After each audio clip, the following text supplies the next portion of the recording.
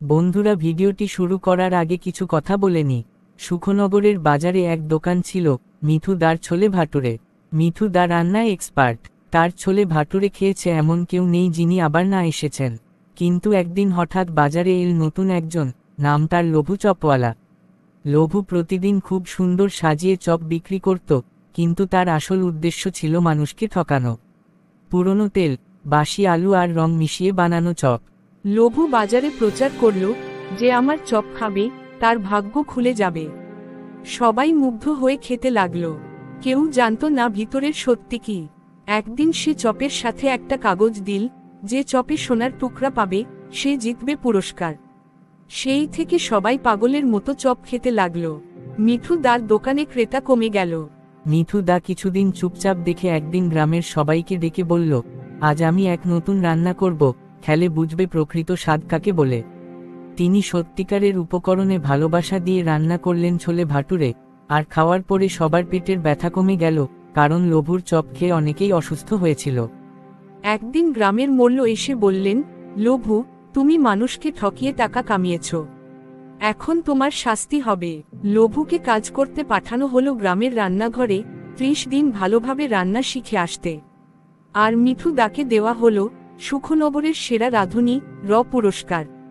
চলো তবে এবার ভিডিওটি শুরু কর। আরে ঠিক আছে বিমল দা, তোমার টেস্টি ছোলে ভাটুরের জন্য অপেক্ষা করাই যায়। তাই নাকি ভাই?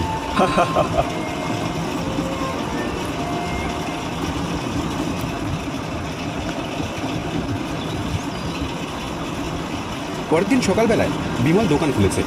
এমন সময় মহেশ এলো তার দোকানে। আমার একটা উপকার করবে বিমলদা? কি উপকার?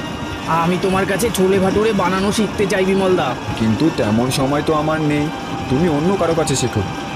গ্রামের আর কেউ ছোলে ভাটুরে বানাতে পারে না, দয়া করে তুমি আমাকে শেখাও। আমি তোমার দোকানের সব কাজ করে দেব। বেশ, তবে মাইনে বেশি দিতে পারবো না। আচ্ছা বিমলদা, এই গরিবের অনেক উপকার হলো। মহেশ সবাইকে খেতে দিচ্ছে। বিমল খরিদ্দারদের কাছ থেকে টাকা নিয়ে ক্যাশ বক্সে টাকা রাখছে। বিমলদা এত লাভ করছে আর আমাকে মাত্র ওই কটা টাকা মাইনে দিচ্ছে। এর শোধ আমি তুলব। কাল বিমলদার দোকানে সব পুঁজি আমি চুরি করব। সেদিন রাতে মহেশ চুপিসারে বিমলের বাড়ি থেকে চাবিটা চুরি করে নেয়। পরের দিন সকালবেলায় ক্যাশ বাস্কের কাছে এগিয়ে এলো মহেশ, হাতে তার ক্যাশ বাস্কের চাবি।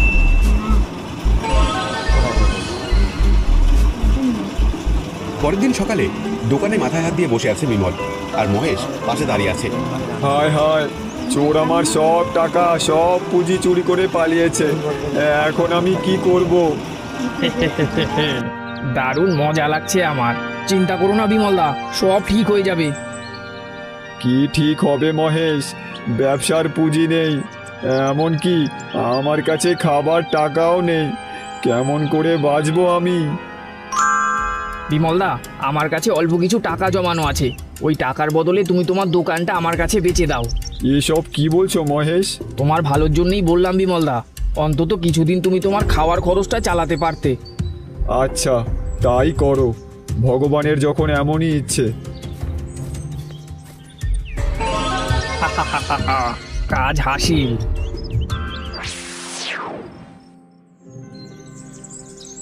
পরের দিন মহেশ বিমলের দোকানের নাম চেঞ্জ করে মহেশের ছোলে ভাটুরে রাখে, আর দোকানে মহেশ এবার থেকে খাবার দিচ্ছে।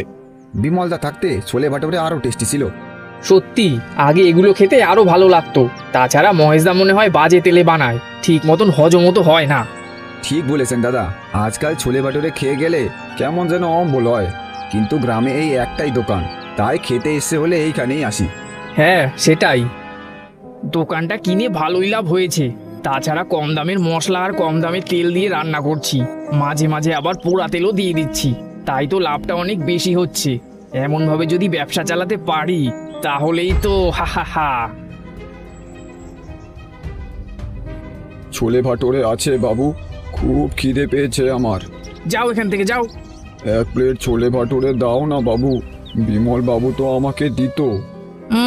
বিমল বাবু দিত? আমি বিমল বাবু নই। তাড়াতাড়ি যাও আমার সামনে থেকে, নয়তো লাঠি পেটা করে তাড়াবো। যত সব ভিখারির দল।